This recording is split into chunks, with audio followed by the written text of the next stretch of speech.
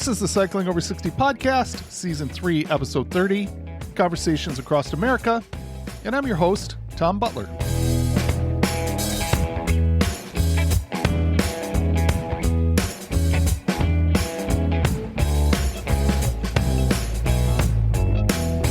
Last week on the podcast, I talked to my wife, Kelly, about her cycling journey, and I received some feedback based on that conversation with Kelly.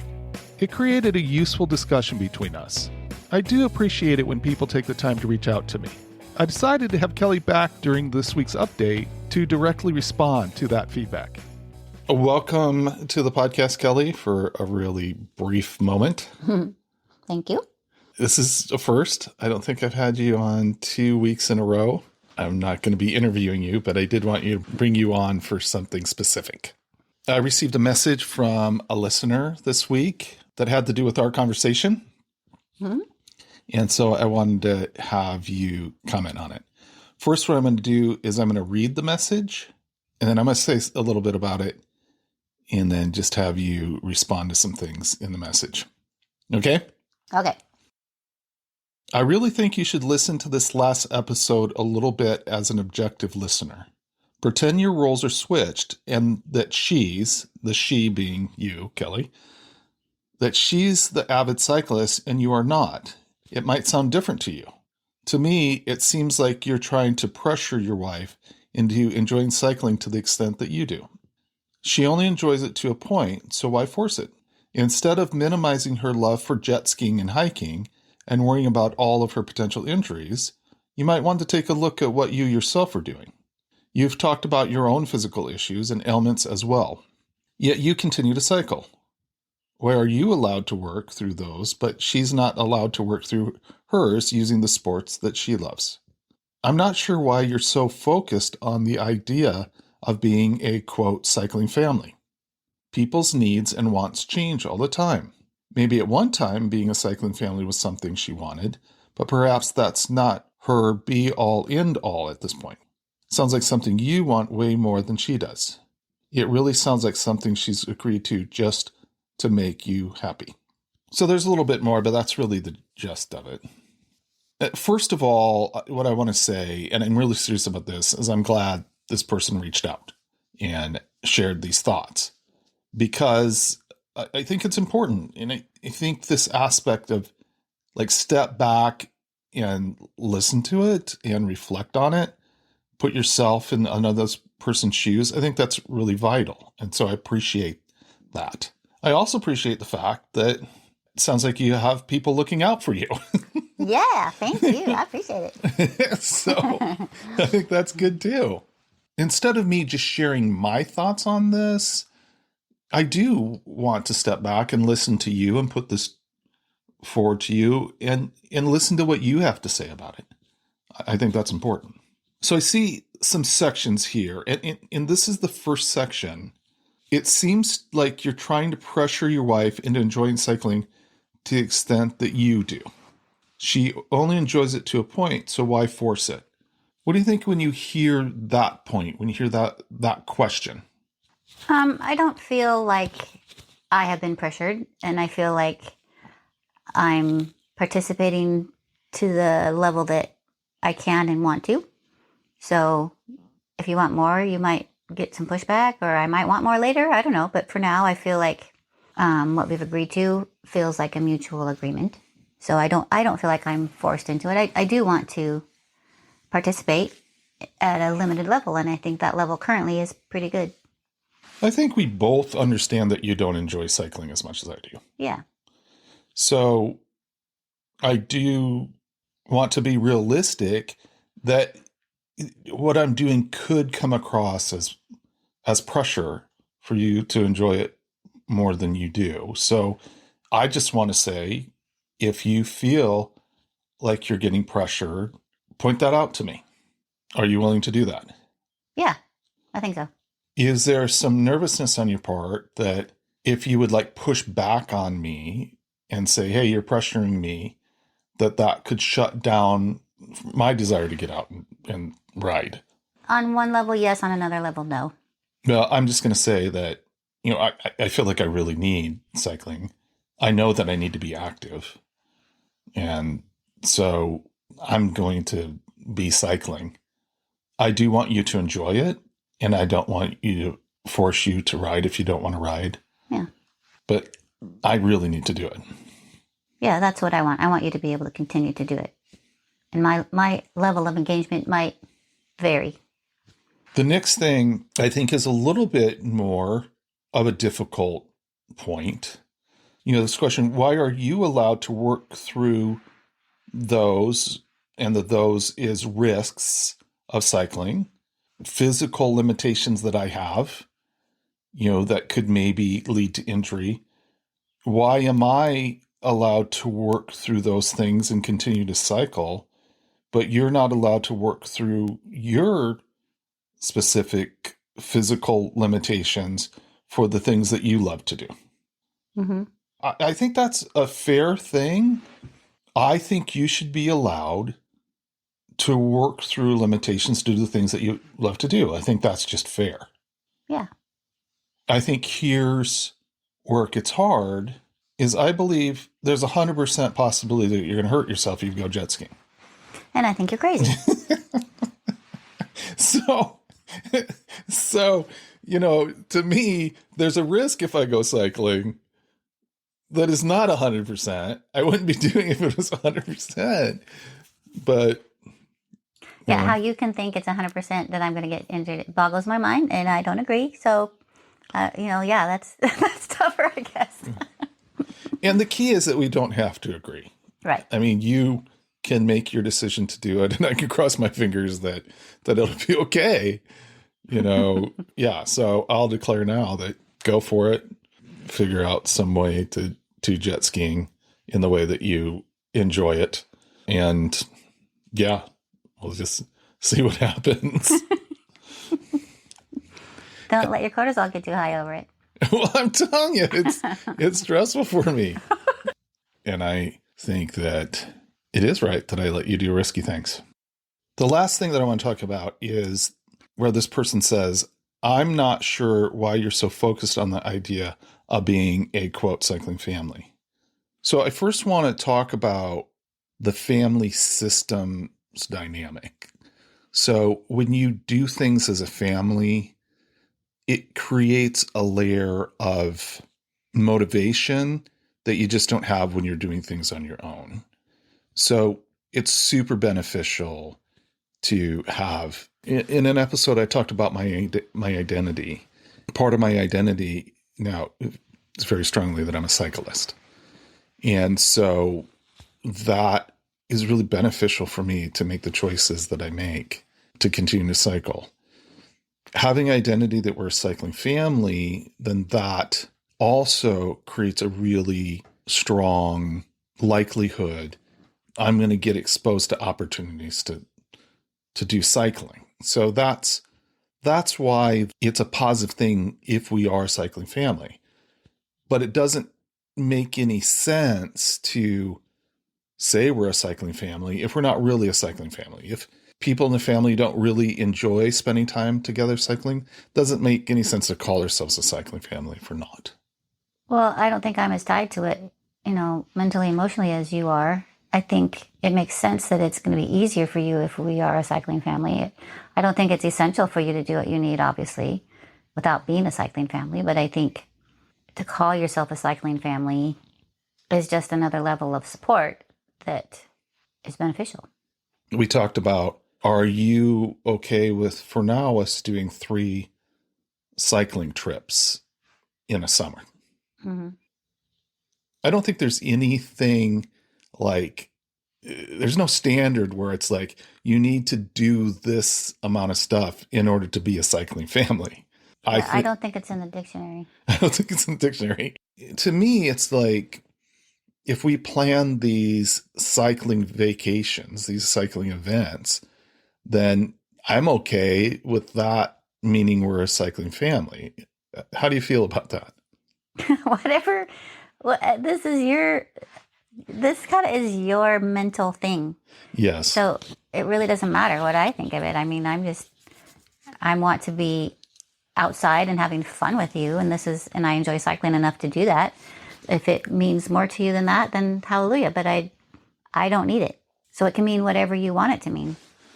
I'm feeling like I have the space in order to keep cycling. And again, 3 times during the summer, if we go on these cycling trips, and then here and there we take the bikes out and go have fun together, invite the kids to go cycling with us, and we all do it as family and have fun time together. That's what's important. Mm-hmm. I hope that clarifies things. Again, I'm glad this person reached out and shared their perspective and their observations. Do you have anything else, any other thoughts that you have? No, I appreciate it. I'm grateful for the discussions that it brought and the thought processes. So I love it. Awesome. Thank you. Send them in. keep them coming. All right, bye for now. Bye.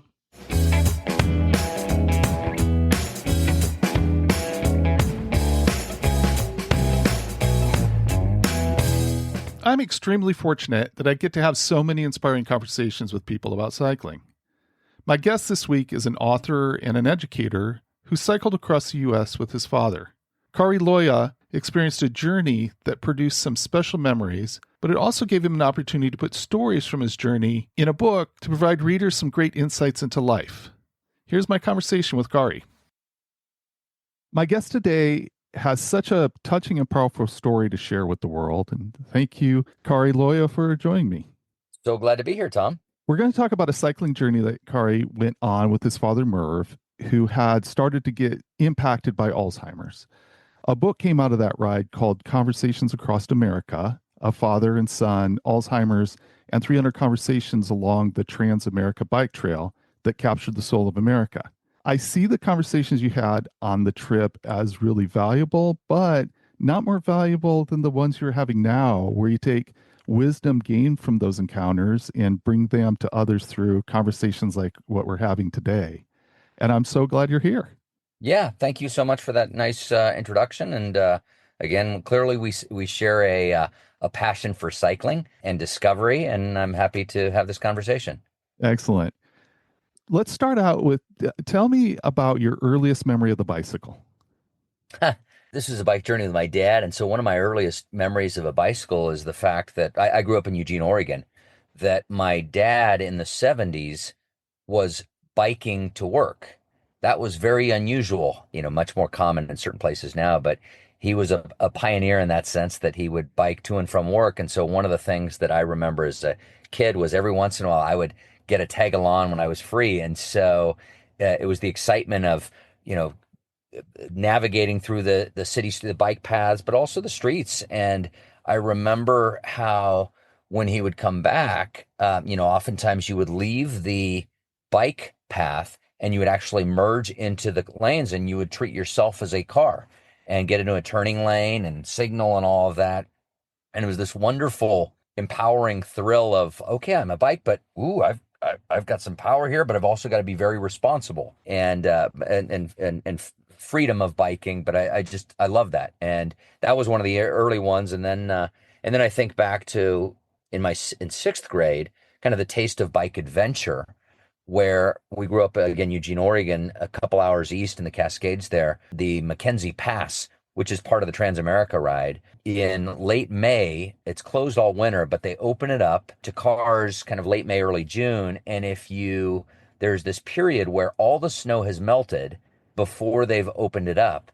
And you can go and you can park at the gate and you can bike 6 miles up to the top where you get that volcanic pumice and all of that and see all the volcanoes, the sisters, and then bike back down. And I had fond memories of doing that as a 6th grader. Amazing. Part of adventure is there's risk. On our way down, I hit some gravel and I crashed and scraped up my whole side, my elbow. I've got some scars to this day, went to the ER, stitches, all that. And yet here, decades since, I have continued riding because the reward is so great that you are, it's worth the occasional crash here and there. But those are some of the early memories. Well, that's a fantastic illustration of the draw of cycling, to get you back on the bike and keep going later on. Did you stick with cycling as you grew older?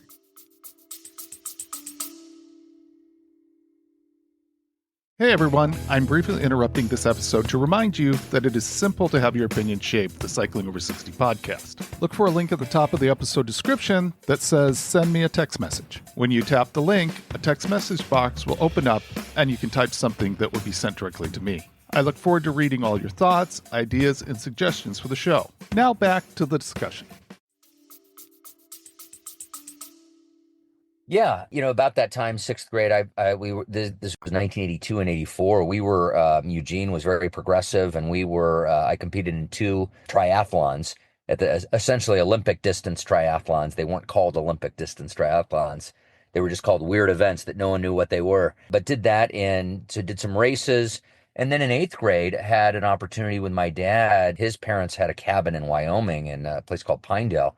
And so it was my first 3-day, 300-mile ride where my sister and her friend drove sort of a sag support, but my dad and I did up through Jackson and then up and around Yellowstone, the loop. And that just lit my fire for exploration on bikes. Amazing. Then high school, college, did some organized rides. At one point post-college, did a 3-day, copied a backroads itinerary and did a 3-day tour with some buddies through wine country in Napa, Sonoma. And then a big adventure that I did was 1996, college roommate and I took 2 weeks and we biked from San Rafael, across the Golden Gate, down the one, all the way down to Tijuana. And that was an amazing experience. In particular, it showed me what was most amazing are the people that come up to you along the way. And so that was my first glimpse into the ride, the scenery. That's all amazing, camaraderie with my buddy. But it was more about, wow, just such interesting conversations along the way. And then in 2001, I did an Ironman triathlon, and that in the spring. And I thought that summer my dad and I might do the TransAmerica. We talked about that for ages. I bought the maps to do it, and then we ended up not doing that. We actually did a bike ride in Colorado, the Skyway in the south at Durango to Ouray, Silverado. I'm trying to remember the name of the loop, 300-mile loop, 5 days. Amazing, but we didn't do the cross-country trip. And so since 2001, that had been a pending trip that we'd talked about. And then it was 14 years later, 2015, when I recognized there was this slim window that we had this opportunity. And if we didn't seize it, we probably never would do it. And so we seized it. On this trip, you were seizing it with your father, Merv. And tell us about Merv. If someone asks you that question, what are the things that you like to highlight about Merv?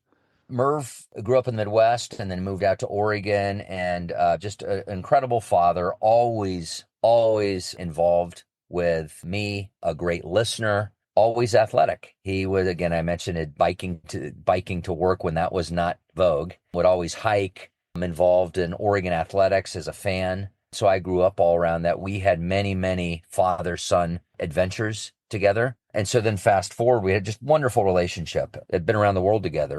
But it's about 2011, had been diagnosed with early stage Alzheimer's, and his father had passed away 25 years earlier from Alzheimer's.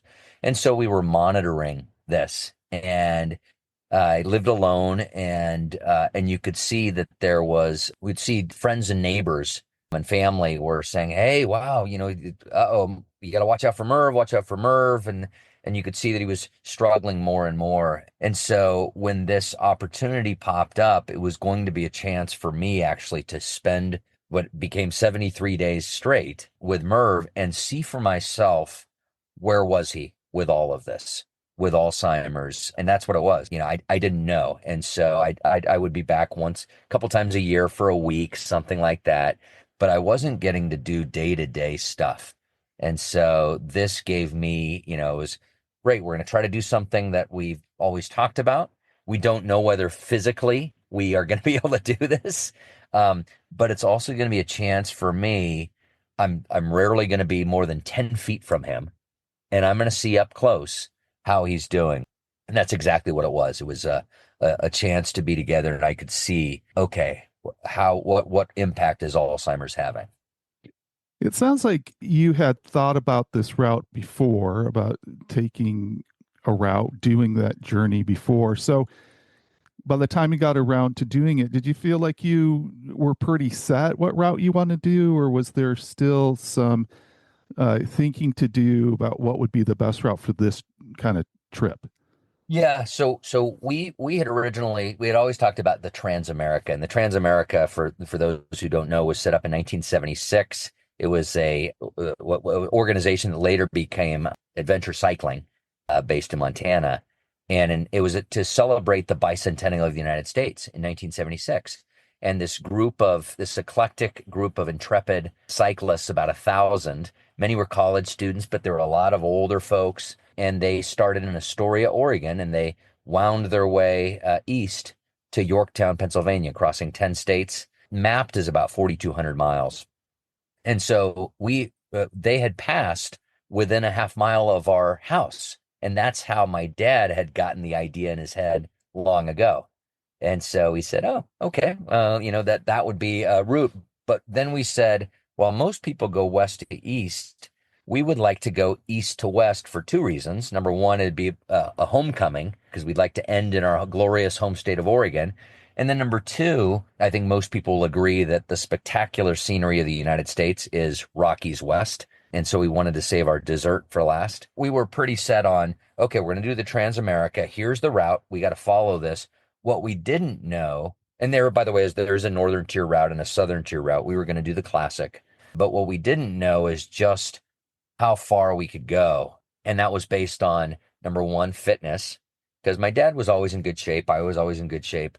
But there's good shape, and then there's lugging many, many pounds up a mountain pass. Very different.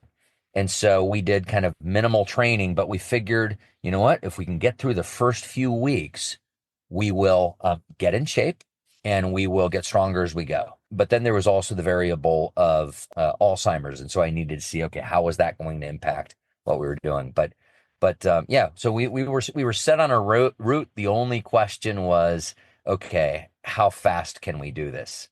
I'm wondering about that decision to go east to west. As you look at that, do you have any regret for that, or do you feel like that was absolutely the right decision? No, absolutely the right decision. That said, though, I think most people also agree that the hills of Virginia and Kentucky are, many will argue that that's tougher than the hills out west. Interesting. They're shorter and they're steeper. And so when you get out west, you get the 6% grade for a long time, but it's a 6% grade. And you just get some grades that are steeper than that, unexpected, yeah, it's tiring. On the November 16th, 2023 episode, I interviewed Jen Odell, the executive director of the American Cycling or the Venture Cycling Oh yeah, Association. great. And so it was a great conversation. And just really, that whole genesis of venture cycling and everything, it's a great story. And I think that lives on in that Transamerica Trail. Amazing. Yeah, and the founder of that, who was the CEO, longtime CEO, and I'm forgetting his name. We met him when we went through Missoula, and you go there, and one of the nice things they do is they take a photo of everyone, and he had done that. He had been doing that for years, and so he was one of the folks that I then just turned around and say, "Hey, tell me about yourself." And he starts talking. He and his wife were the second and third people to bike from Patagonia to Alaska. Wow. They appeared in National Wow. Geographic, many years ago, and then after that got involved with adventure cycling. That is so cool. Now, I'm wondering, you had done a lot of cycling, you'd done tours. Did you feel like you already knew enough about how to be comfortable on this long of a ride, or was there things that you needed to learn along the way? Well, the learning along the way that always when you're doing any sort of adventure like that, you're constantly learning and you need to adapt and so that yeah, went in and I had an Excel sheet that has all the little we'll go here the first day and pretty quickly by day two, you're like, okay, no, we things have changed, we've got to adapt, we now know this instead of that. Yeah, I mean, so some of this. And again, I one of the things I talk about in the book is, adventure, when you talk about adventure, adventure is there's kind of certainty and predictability and preparation. And then on the other end, to the degree that you prepare a little less, there's more uncertainty. That's adventure. And there's more risk, there's more unknown. And some people are not comfortable in that at all. And those are the ones that should go to the back roads and they know that you're going to sleep here. You've chosen your bed, you've chosen your meal in advance. All of that is predictable. So there, it's 98% is programmed. And there's 2% that, oh, do we want the Chardonnay or do we want the rosé? And then you literally meet people that have almost entirely winged this, where and they have very minimal gear and they're just out there. And so I've found for me, it's kind of like I seem to thrive when it's about 70 or 80% preparation, where I know I've got the basics so no one's going to die or get seriously injured. But there's this 30% that we don't know and we're going to have to figure out. And I also find that then that's where kind of the learning comes, because you're having to deal with some unexpected things. And that's where the joy comes from overcoming that kind of some challenges that come up as a result of that. But everyone's got to find what their sweet spot is for adventure. As I say that, do you think, where would you put yourself on are you 99% I want it all programmed?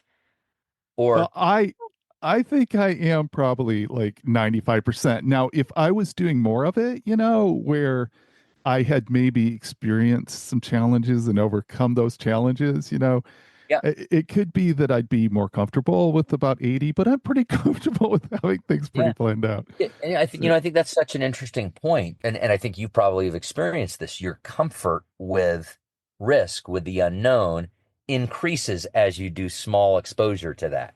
yeah, And so the 98%, and then you 95%. Boy, I did that. Now I can go to a 92%. Oh, yeah. we'll figure it out, and you build your confidence in your ability to adapt and figure stuff out. We've talked before on the podcast with people about serendipity. And Yeah, there is an element of love that that word.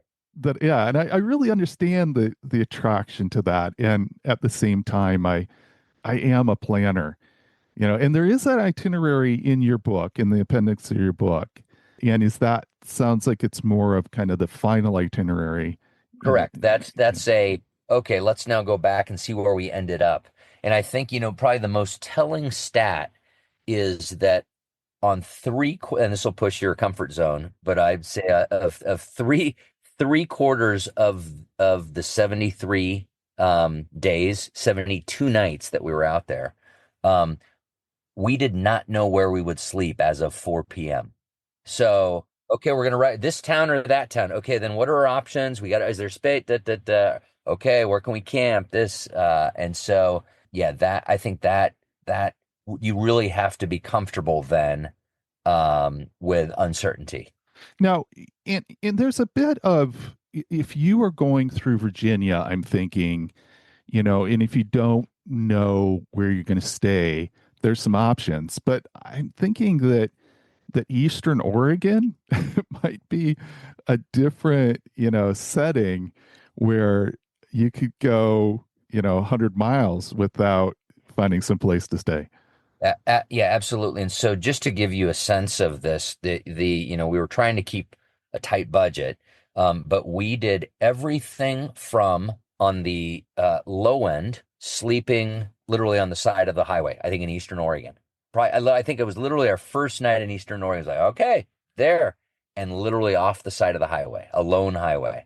So everything from that, or behind a gas station and just pitching a tent and sleeping there, to the far other end, going through Yellowstone and recognizing, we had developed, my dad really struggled when the temperature dropped below, and I can't remember what it was. I think it was like 42 or something. We realized, okay, if it's below 42 degrees, then he's not going to sleep. Because he gets up to go to the bathroom too many times, and then he gets cold, and it's just so it's a deal breaker. So early on, we had determined, okay, if it's going to be 40, we have to find a place to sleep indoors. And so when we got to Yellowstone, there was no availability in like a camping area. And so there was I can't remember, Lake Yellowstone Lodge. So I think literally it was like half our budget, $400 for one night. And so we splurged and we had a great time. There was a little some of the fun mixed in, but we literally did $400 a night to sleeping behind a gas station and sleeping on the side of the highway, and then we had in between we had some very simple motels. We had the warm showers where people would open up their home. We had strangers open up their home to us. We had churches where you could stay with churches and they would open up things to cyclists. So it was this wonderful mix of arrangements. And again, it's we got a great night's sleep in all of these places. Now, we got connected because of warm showers, and I'm wondering if you could talk about that. I don't think you really knew much about warm showers when you started out. We didn't. And again, talking about some of these other folks, when we were riding in, this is coming from the east, into Pueblo, Colorado, we ended up befriending this cyclist who was actually biking out to Eugene, our, hometown. And he was going out because his older brother was graduating from the University of Oregon. And so we spent a whole day just biking with him. And he was one of those minimalists where he was, I think, a sophomore in college, and he had just sort of like, yep, I'm going to go out and do this, and not a lot of gear. But he told us that he was staying that night at a little, I think it was like a little goat farm or sheep farm, thanks to this place called Warm Showers, this platform called Warm Showers. And so we ended up joining him. There was space. We stayed there. But that's what made us aware then of this platform. And so we ended up using it about 4 or 5 more times. And it was great. Had we known about that earlier, we absolutely would have, taken advantage of that. I think there's like a self-selection aspect to warm showers where, these are people that just really enjoy hosting Yeah. cyclists. And so I see that as a great thing. Yeah, I mean, it was just in the conversations. Again, these are really interesting folks, and some of these people had cycled all over the place in Europe, and yeah, just interesting and curious. As soon as you are agreeing to host a stranger in your home, that says a lot about you. Yeah. Now, the book is just packed full of stories. It's just this really fun combination of kind of the dynamics of your trip and then these snippets. I just feel like you can feel what it's like. You're talking about these conversations that you have, people that you just bump into, and you start learning about them. The book is just packed full of like those snippets and everything. And it's interesting. One story jumped out to me. I don't really know why, but you talk about a Merv speaking Finnish in Oh, Missouri. Yeah, I'm uh, wondering if you could share a bit about that. yeah. It wasn't that he was speaking Finnish in Missouri. It was that in Missouri, one of there were kind of two parts. There are all these conversations we have with folks, but then as I tell the story, I'm reflecting on some of our father son experiences.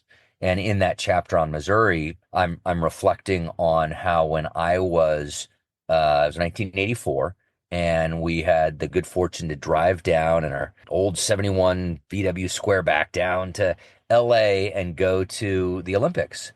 And while we were at the Olympics, we were outside the Coliseum there, and my grandparents were Finnish, and my dad spoke Finnish, a little rusty, but he had spoken Finnish and lived in Finland. But we were outside of the Coliseum, and there's all these, you're hearing all these languages, but these two gentlemen were struggling to get some information from one of the booths. And my dad then just turns around and suddenly he's like, "Oh, who that by that?" And he rattles it, and suddenly these guys brighten up so much that there is someone who speaks Finnish, and they have this wonderful conversation. He helps them get what they need, etc. But that it was one of those moments again, just as a father son, my family was there, but the father son of just seeing your dad do something that you didn't even really think about or know about, and then seeing sort of a superpower, and then seeing the impact that has on someone else. And in this case, it was languages and the power of languages to make connection and cross chasms, bridge gaps. That was an early motivator for me to learn languages, because they can build bridges and more discovery, more connections. And and a bike journey is exactly that. It's an opportunity to connect with people And if whether that's in this country or someone else, but boy, if you can take the time to learn a little bit of another language, it just there's a wonderful, meaningful connection that comes out of that.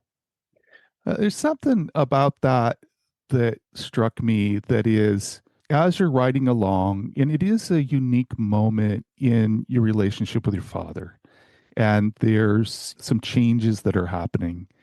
And cycling, I think there's some space to think and process things. And, that you like stepped out of the present and into the past and able to really process some memories. Do you feel like that was a real aspect of this journey for you? Yeah, I think that you use just to process when you're cycling or when you are, hiking. There's other forms, but when you're moving at that slow, it's a slower pace. Yes, there's some times where you're going faster, but you have time. You have time, and there's stillness. Even though yes, you're in motion. So yeah, absolutely. There's a lot of time to reflect and to think. I think one would argue. I think when you look at all sorts of studies these days, that's what everyone wants. Everyone wants time to just slow down and process and have some space and create some space in their life where they can be still and they can think. It's also interesting because I would argue the 73 days, because we had only just a couple weeks to prepare for this, and there was a very intense first few weeks where we didn't know if we would be able to pull this off. Those first few weeks, there wasn't a lot of stillness and time and processing. And it was, wow, going all out and having to adapt as quickly, learn, make adjustments. Could we make this? It was once we got to Colorado, and there's the Hoosier Pass just outside of Breckenridge. That's the highest point of the TransAmerica. I think it's about 13,000 feet.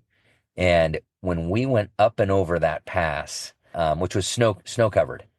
I mean, so I love this Merv with his balaclava gloves and tights and everything. This 75-year-old guy with Alzheimer's biking up that's surrounded by all this snow. And just, it's like, okay, if he can do it, we all can do this. But once we got there, I realized by then we'd learned all of our lessons and we knew we could do this, provided we were smart. And from then on, we had definitely more time, even for our conversations. It was less about logistical things and adaptation. And it became more about enjoyment and processing and reflection. I'm wondering, you talked about, this guy in his 70s that is making it over, and Murph was fit. Yeah, he had stayed fit in his life, it sounds like, throughout his life. But people reacted to him and his age. And I'm wondering if you could talk about what you feel that says about how we view aging. First on I guess the reaction. Yeah, it reminded me a little bit of kind of Merv was a little bit like on a college campus when someone has a puppy and people come up and, oh, because I'm a cyclist, but then they see this older guy and he's the center of attention. They're like, sir, do you mind me asking, how old are you? And they would say, by golly, that is just a miracle. And there was this wonderful appreciation for, him being out doing what he's doing. And it's not just biking. I mean, the guy is biking, ended up being 4,700 miles, 4,600 miles across the country.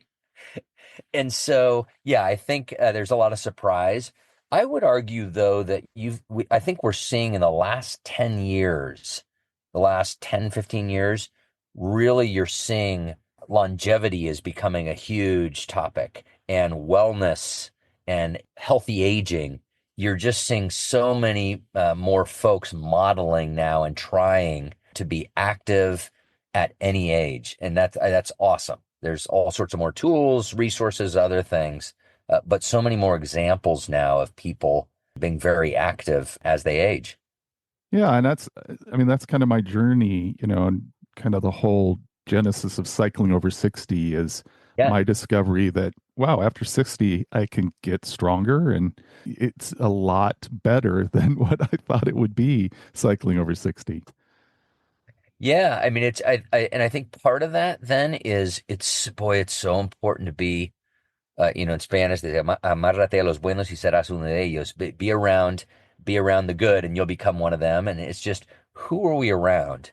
There are plenty of folks that are, just they'll watch TV and eat and just kind of look out. But when you get out and you do some of these things, you discover a whole tribe of folks that are doing these amazing things. And I think it's just so important to expose yourself to those folks that remind us what we're capable of. In your book, there's just a lot of photos, pages and pages of photos. And it's a truly diverse mixture of people. I'm wondering what your hope is that those images provide. Yeah, I think it's number one, an appreciation for the amazing diversity of the United States. And to be clear, I say it's a you know it's really a snapshot of America. It's more accurate to say it's a snapshot of rural America because the biggest city we're in was Pueblo and then the Eugene and Carbondale. But generally, most of the trail is we're going through towns of populations of 10,000 or less. But I think even within that, there's just the US has such a rich range of characters and stories. And so we had coal miners in Kentucky. And then we're talking with a farmer in Kansas. Then we're talking with an entrepreneur in Colorado. Then we're talking with an illegal immigrant who is working in a restaurant and is proud and doing karaoke night, very popular, but crossed over, paying a coyote. Then we're talking with someone who's running across the country and so on and so on. And you get just this incredible richness. And so I hope seeing that, I hope number one, folks appreciate the richness of our people. And then number two, I hope it motivates them to get out and explore. And a lot of the folks, one of those amazing things when you're talking with people, they come up and they start by, hey, where are you going? And they're asking about you. But pretty quickly, if you flip it around, you say, hey, tell me about you. They quickly, I mean, you don't even know if these folks, and very quickly, they are sharing their dreams. I've always wanted to, or, oh, it was amazing. We once did. They share their dreams.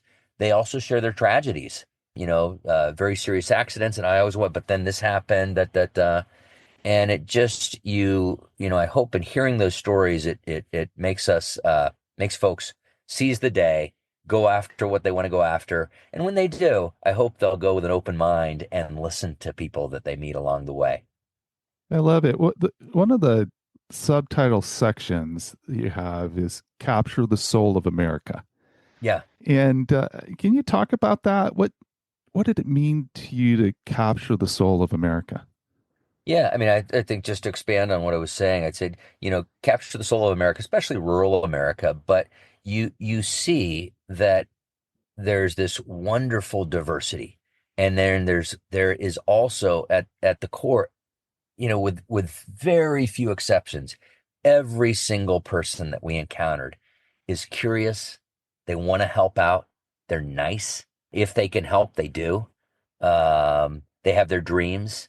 I think America leans optimistic compared to so many other places. And when you go through that, you also, man, if you pay attention to social media and media, you would think that we are, oh my gosh, we are so different. But the reality is those are focusing on this group over here, on this extreme over here. Most of us have a lot in common. And we've got differences here and there, but we have so much more in common than is portrayed. And it's fun to see that. I think that's well said. And I think that's a real value.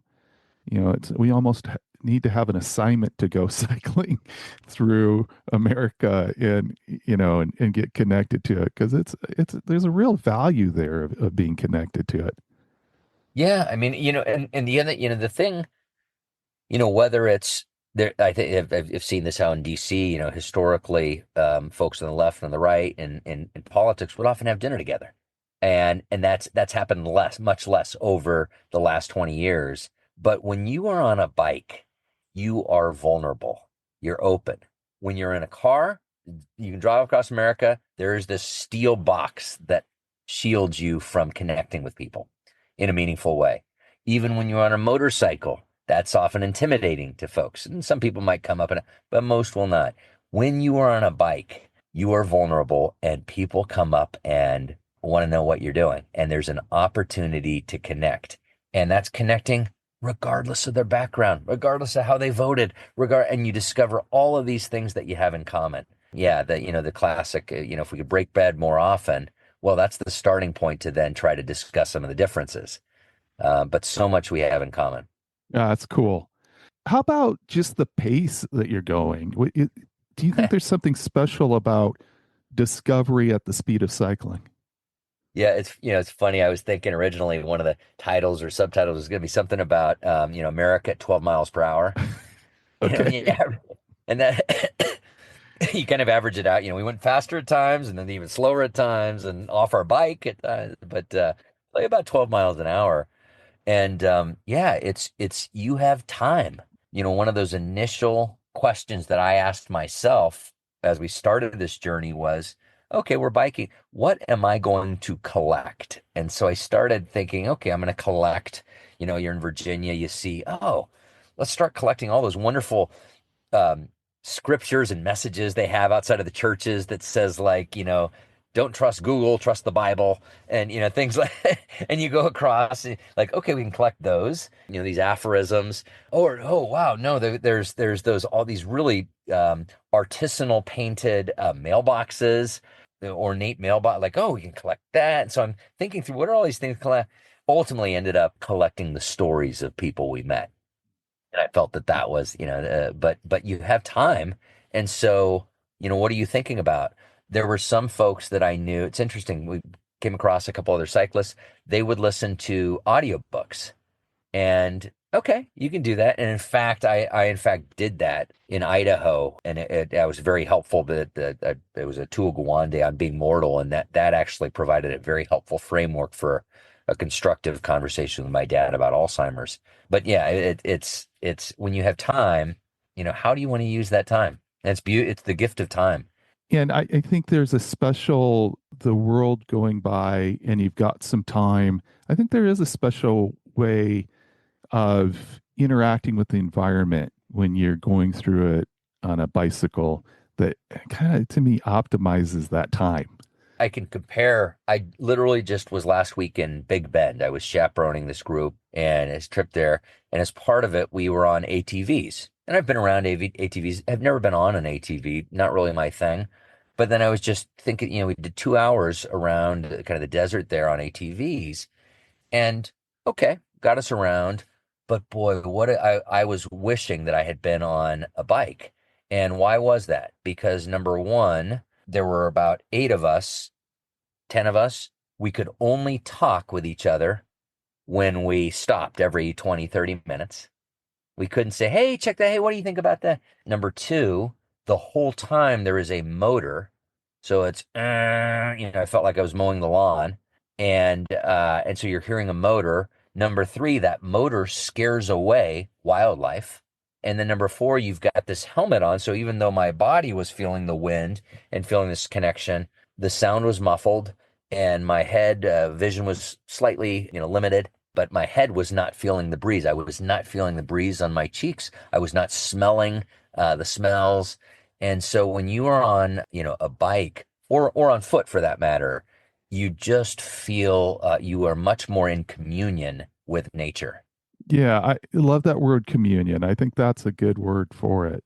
So I've heard you on a podcast talk about that you're thinking about maybe a trip with your daughter. Yeah. And I'm wondering, it seems like there's a real difference there about planning, thinking about a trip with your daughter and a trip with Merv. Can you kind of unpack that a little bit? Yeah, I appreciate the question. And well, so I'm someone who seizes the day, so I can talk now retroactively because last summer, my daughter and I, we, as part of a daddy-daughter European adventure, we did 12 days hiking the Tour de Mont Blanc. And so that's starting in Chamonix, France, going to Italy, and then going up to Switzerland. My daughter is not a competitive athlete the way I was. She'll do things, but that's not her thing. But when we talked about this, she was excited about the cultural adventure of all of this and the beautiful, eating as many pain au chocolats and croissants as she could. Um, but we spent we're based in Houston and spent 6 months. There are no mountains, hills. There's not the training ground that Oregon has to train for the Alps. So what did we do? We did the best we could. On Sundays, we would get up early and we would go to a parking garage near us, and we would go up and down the 6.5 flights of stairs with a backpack, and we did that for hours on end, and we built up. We built up from just, it was the first time it was like 30 minutes, and we built up over time, and so that was a wonderful adventure, teaching her to build up for something. And then when we got over there, sort of the same thing. 70%, maybe it was 80% was prepared, but there was this 20% unknown. And it was funny because I was talking about Merv as being sort of the puppy that captures attention. The old guy, it was exactly the opposite, where this time no one cared about me. They're like, "Hey, who are you? You're so young. What are you out here doing? This is amazing. Tell me all about you." And once again, there's the physical challenge, and that was great. And we did this and we climbed that. And then there's the natural beauty, but hands down, the best value out of that trip was exposing her to all of these amazing people that are out there doing the same thing. And so we would have family style meals in some of these refuges, and she's with an Israeli, she's with some Canadians, she's with some French, she's with some Spaniards, Mexican, and just an awesome chance for her to see, a glimpse of the world. And what a way to be shaped, that will carry with her the rest of her life. So Yeah. that's And fantastic. yeah, and the most I said, okay, what's the most important thing you've learned out of that? And a simple answer, which is I can do hard things. And isn't that beautiful? That's what we want the next generation to believe. Yeah, things are tough, and that's okay because you can do hard things. I love it. To me, the book, listening to you speak, here talking to you, you obviously have part of your identity is an educator. Mm. And what does an educator's mindset look like? When I was heading a school in the Caribbean, and I actually, there's head of school, but I actually one of my a fun little title I put was Chief Learning Officer. And, I think great teachers are just curious. They're curious about the world and they're curious about everything around them. And so they are learning. And what they're doing is they're modeling learning. They're exploring their learning, and then they're turning around and trying to share that with others. I mean, the book is an example of that. It's I'm going out and I'm exploring, I'm listening to all these folks, and then I'm trying to share that to educate others. And then, and then there's another part, which is great educators. Then not only are they doing that, but then it's more than just sharing. You're now trying to empower others. And in order to empower others, you have to see where are they of an ability, simple, are they a level one, a level two, a level three, whatever the skill. And then they have to adjust and adapt and say, okay, don't give them a level 8. This person's a level 3. Okay, what can we do to get them to a level 4? And so in this case, it was I had very good training to work with my dad to adapt and see that, okay, we're trying to no, we've got to quickly adjust and we've got to adapt to the level that we're at. And so I think that's something else that is very helpful. Educators say, okay, we are where we are. What's the next level for us to get to? And scaffolding is kind of a fancy term people use. I think you maybe have embraced this throughout your life. I'm kind of reading through the lines and saying that, but I'm wondering about the aspect of fun. Oh yeah. Did you feel like you learned anything about the importance of fun on this trip? Yeah, at the end of the day, I believe it's got to be fun. In fact, I just read a quote here like the last week. What's the secret to life? Enjoy it. That is so true. And Period. so, yeah, and I think of the early days of the adventure races. This is before the Eco Challenge and stuff, they had the Raid Gaulois, and that was the one of the I think that was the original adventure race. And I remember reading, this is back in like the 90s. This is before Leo Burnett, or it was it Mark Burnett had set up Eco Challenge and all that. But the winning team was always the French, and the Americans were there doing it. And they there was I remember this vivid portrait that a reporter had shared where in the American camp they all had like, was it moleskin? They're doing all this stuff and they're eating all these Cliff bars and these little potions with formula. And then they go into the French camp and they're eating chocolate and drinking wine and smoking cigarettes and have music. They're all that. And the French were winning all the time. And so I'm not necessarily endorsing all of that, including the cigarettes.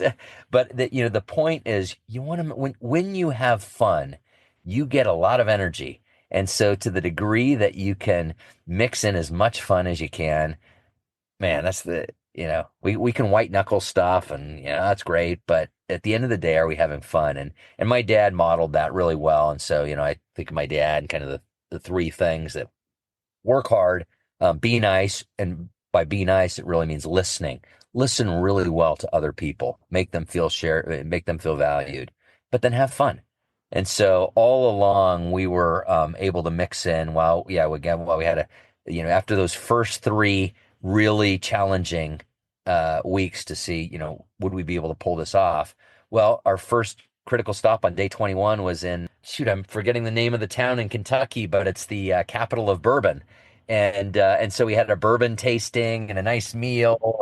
And when we were back on Mackenzie Pass, we had we made sure we I'd bought wine and chocolate and had a little French picnic up top. And so that I'm always trying to figure out how we can have fun. Well, through the power of the internet, Barston, Kentucky, I think, is that? Yeah, Bardstown. Bardstown. Sorry, yes, yeah. Bardstown. Bardstown, Kentucky. That is the bourbon capital of the world. Very cool place. I wonder if there's a reason why the TransAmerica Trail goes through that town. Yeah. Yeah, I suppose if you flip it around, if you're going west to east, that becomes sort of the start of the celebration. Yeah, there you go. Although remember, Kentucky and Virginia have some tough hills, so don't celebrate too soon. You've done something that not too many people do. Yeah, and that's complete this journey. I'm interested about equipment, but I know that would be a long list if you're going to talk about that. What would you highlight as far as the equipment?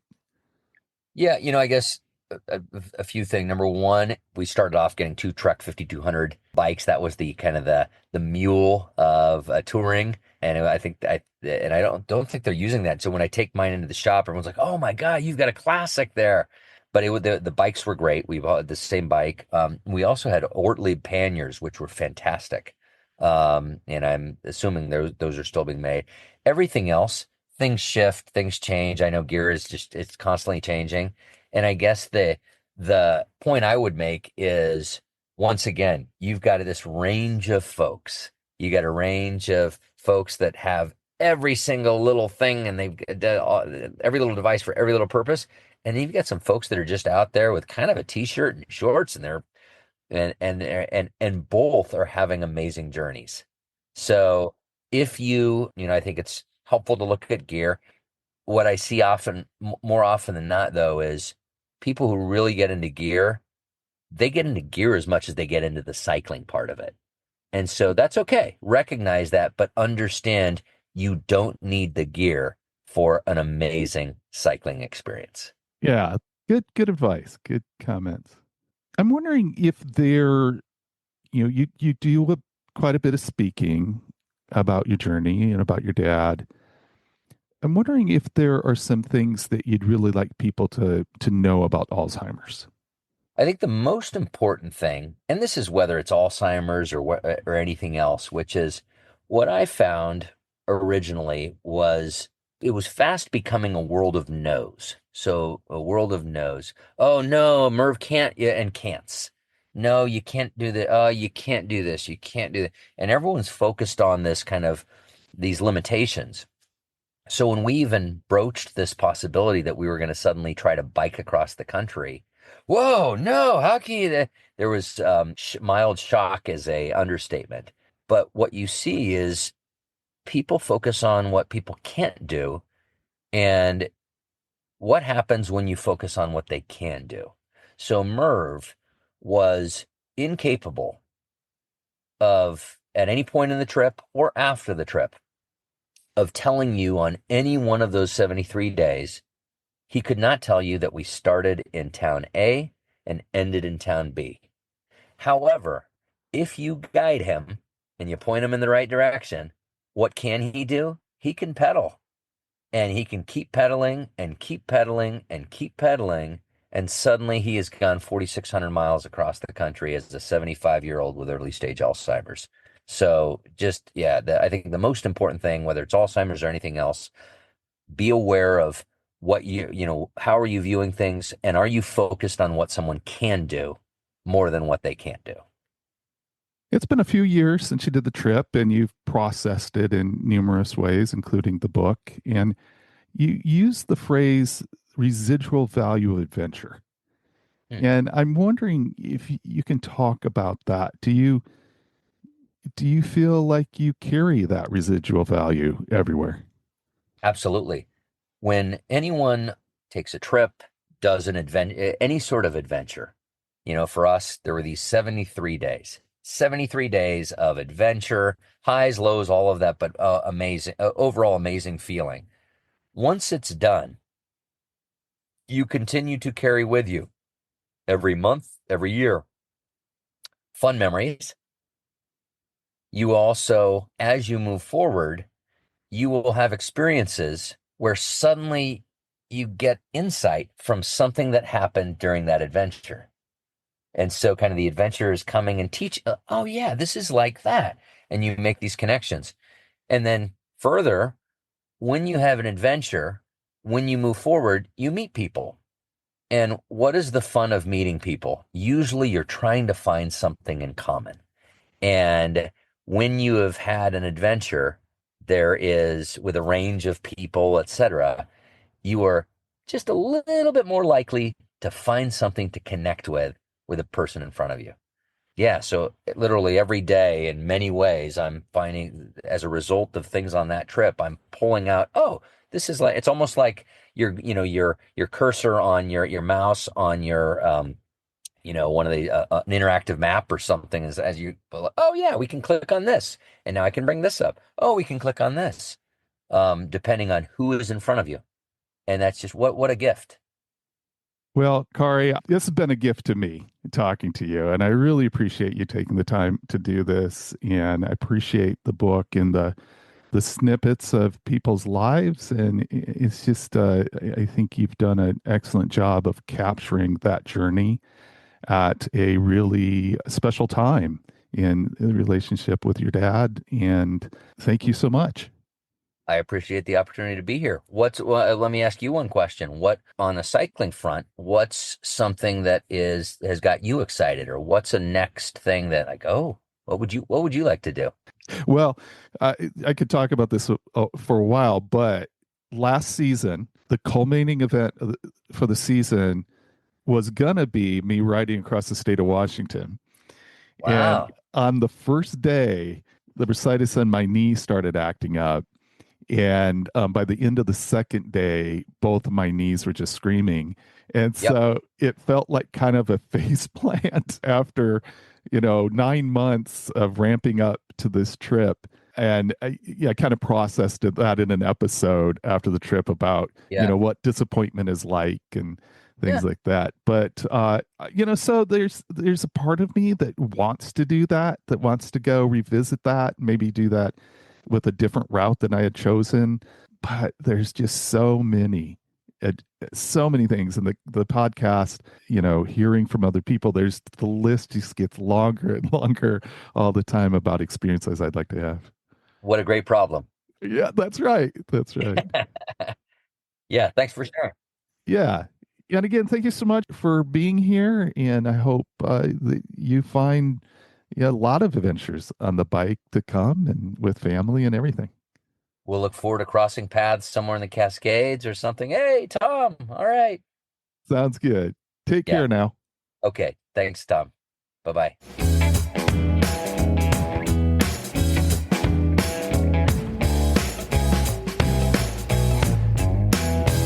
I can't help but ask myself if I would have had the courage to do what Kari and Merv did. Maybe more than anything else, I would have to believe in my ability to handle the unknown. The main obstacle here is that I see myself as just too inexperienced to fly by the seat of my pants. Of course, an important concept is whether or not serendipity yields higher quality experiences. I certainly know a lot of people that believe that is true. Maybe I should investigate that concept further. Maybe I need to just head out on a bike adventure with very little planning and see if it makes for a more memorable trip. Now, to do that, I would want to have somebody to share the journey with. Ideally, someone really good at problem solving.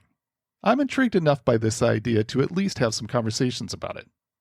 Whether you're ready to launch out on a cross-country trip with a minimum amount of planning, or you are happy with well-known local routes, I hope you are filling your cycling ventures with fun. And remember, age is just a gear change.